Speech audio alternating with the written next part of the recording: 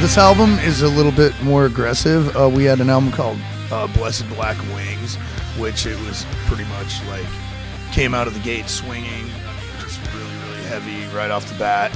And we went a little more that style this time. Like, you know, we've experimented with different things. And Jeff Matz has been on 2 of the albums with us now, and like he's done a lot more of the writing, and like I think we've gone back to like where we just, you know, kind of believe we can do anything, but like we're, you know, we're not pulling punches on this one. It's really, really heavy and really, you know, it's like it's fast and slow. There's a lot of ups and downs, you know, roller coaster wise as far as tempo, but pretty much it's heavy the whole way through. And we just, you know, wanted to come out with this one and throw a bunch of blows and like make it really, really kind of harsh, you know, like, but really listenable.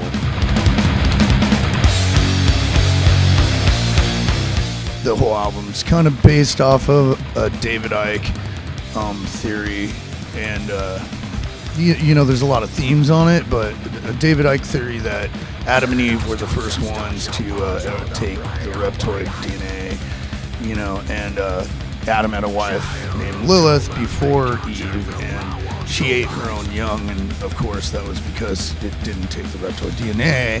So like I like started, you know, writing around the song, and then from that note, like we, you know, there's different themes on the whole record, but the whole theme to the record and the album cover and Snakes from the Vine is based off that. So, just so you know. I had one small paragraph to describe a bee crusher, and you see them driven before you and hear the lamentation of the women. But it's not one word, though. I said if I had a couple sentences. So one word, Excalibur. One word to describe this band, draining. Conquistador.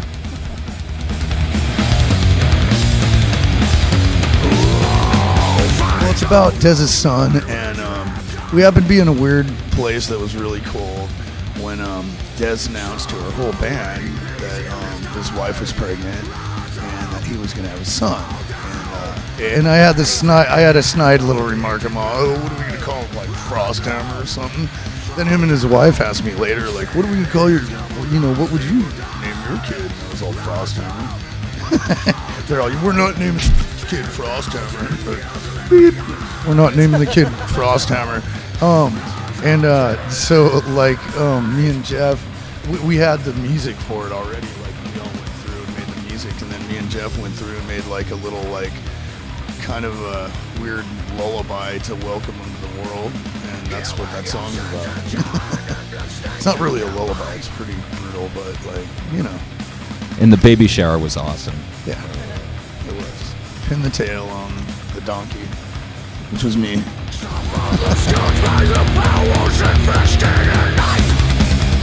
No, for real, it was an honor, and I like didn't know about it. Brent Hines from Mastodon called me like from the airplane, like that dude's like a little bit mental, so I'm sure he put a credit card in like the airplane phone thing.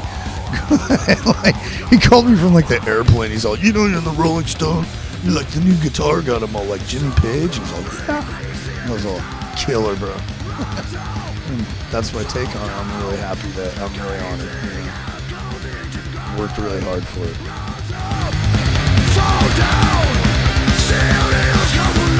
I don't really give a beep who the f I tour with, but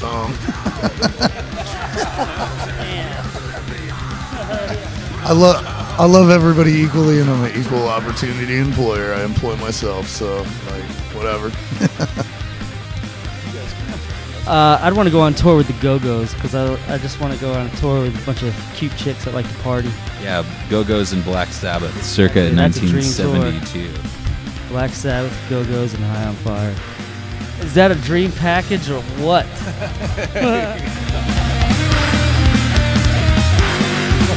Working with Greg Fiddleman, he's very thorough, he's very meticulous. He's a great guy. If he lights a cigar, you know you did good. He's very thorough, and he's very more hands-on than any of the producers that we've had in the past. Like lots of our producers in the past are more like engineers, that just kind of work with us. He's very like, you know, he likes to get into the way, you know, the things go on in the song and how it's arranged. And, you know, he'll throw ideas at you, and usually, you know, we found that a lot of the times when we want to go against the grain with him, or like, you know, I went into it which like, oh, I'm gonna butt heads with this dude, I already know it or whatever, and like actually if I listened to him and we'd try it, I'd end up kind of liking it his way, and I'd be all, oh, I'm kind of weirded out that I didn't think of that, you know what I mean? So the dude's got an ear for music and an ear for the way things are arranged, and definitely an ear for the way things sound.